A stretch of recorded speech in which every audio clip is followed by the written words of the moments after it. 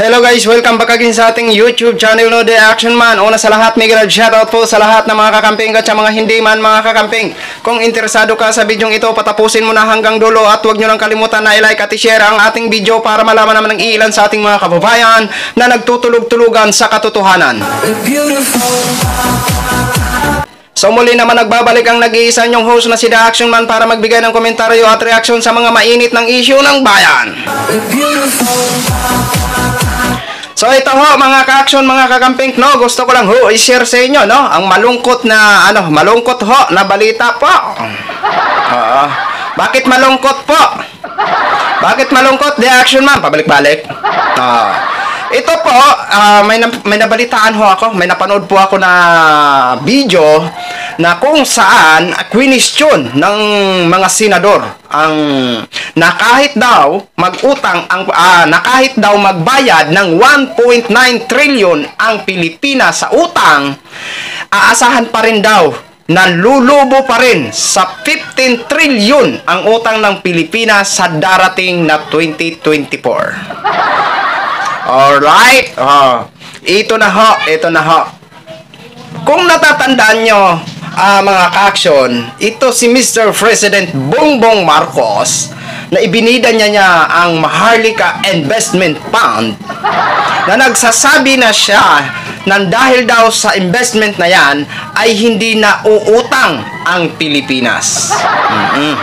Dahil ang isa sa mga layunin niyan ay uutang daw ang iba't ibang parte ng bansa dito sa Pilipinas dyan sa Maharlika Investment Fund. O ano na ho ito, Mr. President Bongbong Marcos? Bakit uutang pa ang Pilipinas? Ang akala ba namin hindi na uutang ang Pilipinas dahil sa Maharlika Investment Fund na pinagmamalaki nyo na pira ng taong bayan na hindi namin alam kung yan po ba ay mag-click o hindi? At sino po ba ang magbabayad kung malugi ang nasabing investment? Eto ho, pakinggan po natin to mga ka-action. Bira!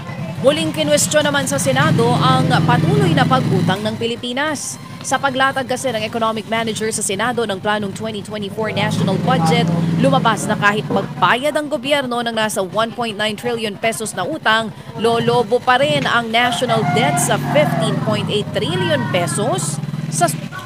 Diba? Narinig nyo mga ka-action? No?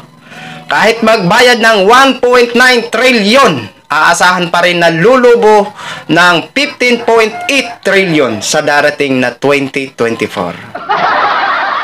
Ito na nga ho ang sinasabi natin. Utang ng utang sila, hindi ho natin alam kung saan napupunta. Ito po ba ay gamitin sa mga infrastruktura?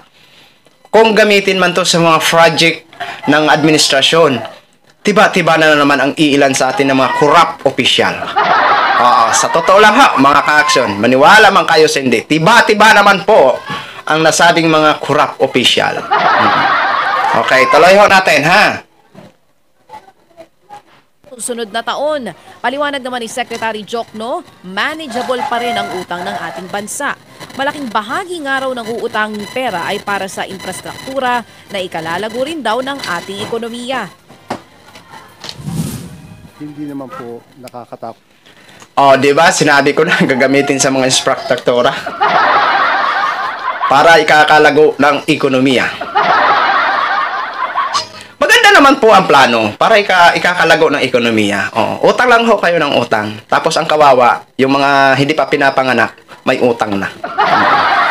Sa ngayon ho, sa estimated natin na computation, no, is siguro hindi pa ang bawat Pilipino is aabot na magbabayad ng 137 to 40,000 pesos. Ang bawat may utang na Pilipino ha, kahit bata. Hindi pa naman pinanganak, may babayaran na siya na nakahanda na 137,000 pataas na babayaran niya na utang. Wala pa nga pinanganak, hindi pa nga plano, nasasipuan na gagawin pa lang ng magulang pero may utang na. Ito, pakinggan ho natin to si Jokno. Yung 60% of our GDP ay reasonable po yan, manageable, at saka pinaliwanag po ng treasurer natin Yung the way we borrow money, hindi po ganun. Mga long term po yon at saka fixed po yung interest rate, hindi yung floating interest rate. Na pag tumaas yung pag sumama yung ekonomiya, tumataas yung interest rate, hindi po ganun ang pangungutang natin. Yan po ang tinig ni Finance Secretary Benjamin Diokno. Sa kabila naman niya, nangangamba pa rin ang mga senador na mapunta sa mga ordinaryong Pilipino ang bigat ng pagbayad ng utang ng gobyerno. Git naman ni Diokno, maraming alok na benepisyo. Ay buti naman alam nyo mga senador. Oo, alam nyo. Salamat naman at alam nyo naman na mararamdaman na ang bigat ng ating mga kababayan ang pagbabayad. Oo. Samantala ang iilan sa ating mga corrupt official tiba-tiba talaga. Oo. Sa mahihirap kahit na maliit lamang ang kanilang binabayarang buwis. Pero sabi ni Senator Risa Ontiveros, hindi pa naman daw ramdam ng mahihirap ang sinasabi ni Diokno na benepisyo.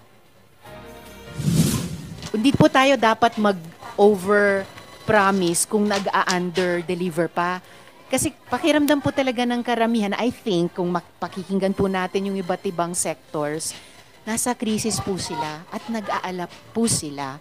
Hindi pa sila nakikinabang talaga sa kumpletong libreng healthcare, yung mga problema sa edukasyon, damang-dama pa rin nila. O, diba? Narinig mo yun, Secretary Diokno? Ha? Hindi pa daw ramdam ng maraming Pilipino ang sinasabi mong benepisyo. Exactly. Tama. Agree po ako kay Senator Risa Ontiveros. Huwag po masyado kasi magpaano, mga ako na hindi pa naman nararamdaman. Oo. Kagaya po yan ng campaign. Maraming politiko ang nangako. Oo. Gaya po ng ating administrasyon ngayon na si Mr. President Bongbong Marcos. Nangako po ng 20 per kilo na bigas, pero ngayon humataw na sa 50 per kilo ang pinakamura na bigas. Oo. Yan. Yan ang mahirap. Pangako ng pangako, kagaya ng itong sinasabi natin na Maharlika Investment Fund na hindi na daw mangungutang ang Pilipinas dahil sa investment fund na yan. Pero ngayon, ano naman ang totoo? Utang na naman. Nabudol na naman ang mamayang Pilipino sa sinasabi nilang hindi na mangungutang ang Pilipinas dahil sa Maharlika Investment Fund. Sos, Ginoo. Ano na ne? Ano na to? Kanya-kanya na tayo may utang. No? So, okay lang ha. Yan, mga ka-action, no? Abangan po natin ang mga susunod na mga eksena dyan sa Senado. Kung ano po ba talaga magiging magandang legal action ng ating mga minamahal na senador at mga iilan sa mga hindi man senador. Mga ano yan, basta lang, no? Okay. Sige ha, mga ka-action, no? Share ko lang ho sa inyo. Maraming salamat po sa inyong panonood. Luzon, Visayas at Mindanao. All over the world, ako po ang inyong lingkod, si The Action Man. Have a good day, everyone. We're beautiful.